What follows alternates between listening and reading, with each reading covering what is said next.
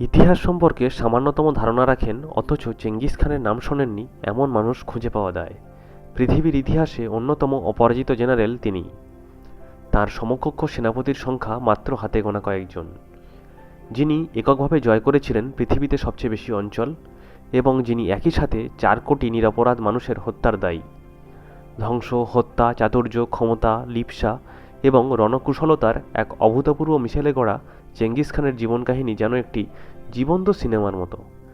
তার ঘটনাবহুল জীবনের রোমাঞ্চকর উত্থান পতন এবং অচিন্তনীয় ধ্বংসলীলা সম্পর্কে না জানলে ইতিহাসের এক গুরুত্বপূর্ণ অধ্যায় হয়তো আপনার অজানাই থেকে যাবে। তাই চেঙ্গিস খানের জীবনের কিছু বিস্ময়কর তথ্য নিয়ে সাজানো হয়েছে আজকের ভিডিওটি সম্পূর্ণ দেখবেন, ভালো লাগলে লাইক ও শেয়ার করবেন এবং এরকম আরও ভিডিও দেখতে চ্যানেলটিকে সাবস্ক্রাইব করতে ভুলবেন না। মঙ্গোলিয়ার স্তেপ বা তৃণচারণভূমিতে জন্ম হয়েছিল ইতিহাস সৃষ্টিকারী দাপুটে এই বিজেতার। ধারণা করা হয় চেঙ্গিসের জন্মস্থান ছিল উত্তর মঙ্গোলিয়ার খেন্তি পর্বতমালার অন্তর্ভুক্ত বুরখান খালদুন পর্বতের খুব কাছে দেলুন বলদাক নামের এক জায়গায়। তার জন্ম সম্ভবত 1162 সালে। বলা হয়ে থাকে ওনন নদীর পাড়ে তৃণচারণভূমিতেই তার বেড়ে ওঠা। যদিও সারা পৃথিবীর কাছে তিনি পরিচিত চেঙ্গিস খান নামে, তবে এই বিশ্ববিজেতার আসল নাম কিন্তু চেঙ্গিস নয়। চেঙ্গিস খান তার উপাধি, তেমুজিন তার প্রকৃত নাম। অনেক যুদ্ধ এবং রক্তপাতের পর 1206 সালে তেমুজিন যখন সমগ্র মঙ্গোলিয়ান স্তেপের একক অধিপতি হিসাবে আবির্ভূত হন, তখন তাকে চেঙ্গিস খান উপাধি দেওয়া হয়, যার বাংলা অর্থ খুব সম্ভবত সমগ্র পৃথিবীর অধিপতি বা এই জাতীয় কিছু। হয়তো এ কারণেই তার পিতৃদত্ত নাম তেমুজিন কালের অতলে হারিয়ে গেছে চেঙ্গিস নামের গৌরব ও পরাক্রমের কাছে। 17 বছর বয়সে তেমুজিন ঘরে তুলে আনলেন তার বাল্যবধূ বোর্তেকে। চেঙ্গিসের জীবনের হাজার হাজার নারীর সঙ্গ থাকলেও বোর্তে ছিল তার প্রথম ও শেষ ভালোবাসা। সে যাই হোক, বোর্তেকে নিয়ে খুব বেশি দিন একসাথে থাকা হলো না তেমুজিনের। কিছুদিনের মধ্যেই আবারও এলো বিচ্ছেদ। প্রতিপক্ষ অতর্কিত হামলা চালিয়ে হত্যা করল তেমুজিনের গোত্রের লোকেদের, সেই সাথে তুলে নিয়ে গেল বোর্তেকেও। এই ঘোর বিপদে তেমুজিন পিতৃবন্ধু তুগরল খানের শরণাপন্ন হলেন। তুগরল খান ছিলেন এক শক্তিশালী গোত্রপ্রধান এবং চেঙ্গিসের পিতার রক্তের ভাই। এছাড়াও বোর্তেকে উদ্ধার করতে চেঙ্গিস সাহায্য চাইলেন তার নিজের রক্তের ভাই জমুখার কাছে। অবশেষে উদ্ধার করা হলো বোর্তেকে। আস্তে আস্তে জমুখা ও তুগরুলের সহযোগিতায় শক্তিশালী হয়ে উঠেছিলেন তেমুজিন। তবে উচ্চাভিলাষী তেমুজিন প্রস্তুত হচ্ছিলেন আরও বড় কোনো সাম্রাজ্যের মালিক হওয়ার জন্য। তিনি সেনাবাহিনীর উচ্চ পদের জন্য বংশ পরিচয়ের চেয়ে যোগ্যতাকে প্রাধান্য দিতেন, যেটা ছিল মঙ্গল রীতির বিরুদ্ধ এবং তার রক্তের ভাই জমুখার কাছে খুবই অপছন্দনীয়। এছাড়া দুজনেরই চূড়ান্ত লক্ষ্য ছিল একাধিপত্য কায়েম করার, তাই দুজনের মধ্যে সংঘাত অনিবার্য হয়ে দাঁড়ালো। এককালে তেমুজিনের রক্তের ভাই জমুখা পরিণত হলেন চেঙ্গিসের ঘোর দুশমনে। সময়ের সাথে সাথে আধিপত্য বিস্তারের এই সংঘাত কমল না, বরং বেড়েই চলল। তবে চূড়ান্ত মীমাংসা পেতে বেশি দিন অপেক্ষা করতে হলো না। চেঙ্গিস খানের জীবনের সবচেয়ে গুরুত্বপূর্ণ ঘটনাটি ঘটল 1206 সালের দিকে, অর্থাৎ চেঙ্গিসের বয়স যখন মোটামুটি 35 বছর। মঙ্গোলিয়ান স্তেপ তখন 2 শিবিরে বিভক্ত। একদিকের নেতৃত্বে চেঙ্গিস খান, অন্যদিকে জমুখা। জমুখার উপাধি তখন গুর খান। তেমুজিনের সাথে বেশ কয়েকটি যুদ্ধ, জমুখার পরাজয়ের পর জমুখার লোকেরাই তাকে চেঙ্গিসের হাতে তুলে দেয়।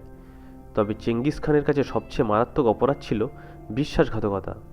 জমুখার যে জেনারেলরা চেঙ্গিসের কাছে পুরস্কৃত হওয়ার আশায় নেতাকে তুলে দিয়েছিল শত্রুর কাছে, তাদের বিশ্বাসঘাতকতার পরিণতি হয়েছিল খুবই ভয়ঙ্কর।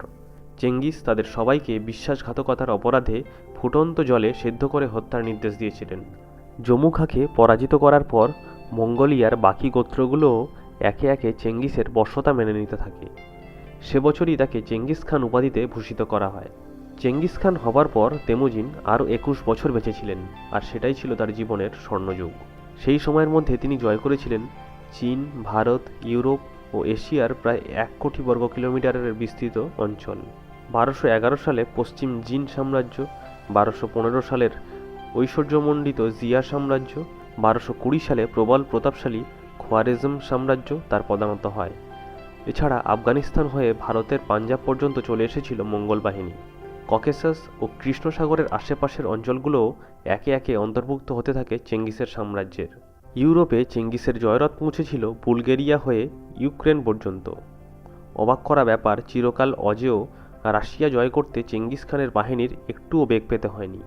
অবশেষে 1227 সালে মৃত্যু হয় পৃথিবীর বুকে সবচেয়ে বড় সাম্রাজ্য বিজেতার।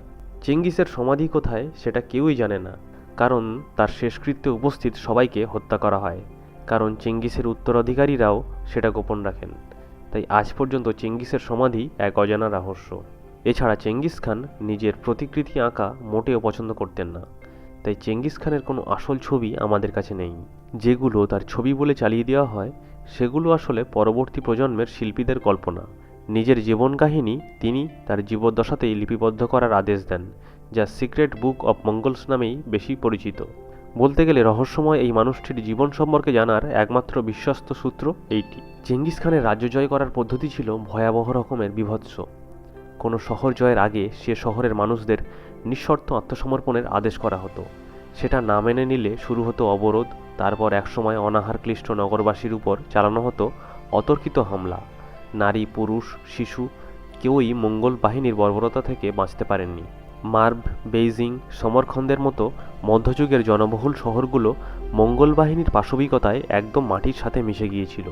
বর্তমান তুর্কমেনিস্তানের উরগেঞ্জ ছিল মধ্যযুগের সবচেয়ে গুরুত্বপূর্ণ শহরগুলোর একটি। সেটিও মঙ্গল বাহিনী পুরোপুরি ধ্বংস করে ফেলে। প্রায় 12 লক্ষ মানুষের এই শহর জয় করার সময় চেঙ্গিসের বাহিনীর 50,000 সৈনিকের প্রত্যেককে গড়ে 24 জন করে নিরীহ মানুষ হত্যার দায়িত্ব দেওয়া হয়েছিল। মঙ্গল বাহিনী যেসব এলাকায় হামলা চালাতো সেগুলো হয়ে পড়ত জনশূন্য। হাজার হাজার বর্গমাইল জুড়ে বিস্তৃত সভ্যতা পরিণত হতো ভুতুড়ে নগরীতে। আজও সেন্ট্রাল এশিয়ার বেশ কিছু শহরের ধ্বংসাবশেষ টিকে আছে মঙ্গল আক্রমণের ভয়াবহতার সাক্ষী হিসাবে। ধারণা করা হয় চেঙ্গিস খানের বিভিন্ন অভিযানে মারা পড়েছিল প্রায় 4 কোটির মতো সাধারণ মানুষ, যা তৎকালীন পৃথিবীর মোট জনসংখ্যার প্রায় 11%।